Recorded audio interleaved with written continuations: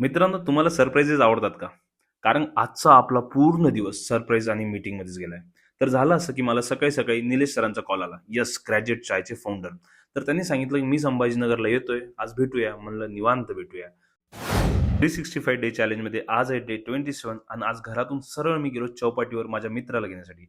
Yes, हा माझा मित्र मुंबईहून आलाय आणि 3 वर्षानंतर आज आम्ही पहिल्यांदा भेटतोय. तो कॅफेवर पण पहिल्यांदाच आलाय. कॅफेचा माहोल बघून भाऊ एकदम खुश झाला. असं डोळ्यातून पाणी येणार होतं त्याच्या. तेवढ्यात निलेश सर आले. त्यांचं वेलकम केलं आपण आणि निलेश सर एकदम फुल ऑन क्वेश्चन मोडमध्ये. कॅफे कधी सुरू केलंय? कसा आहे बिझनेस? किती आहे स्टाफ? कसं मॅनेज करता? अरे म्हणलं थोडं निवांत बसूया.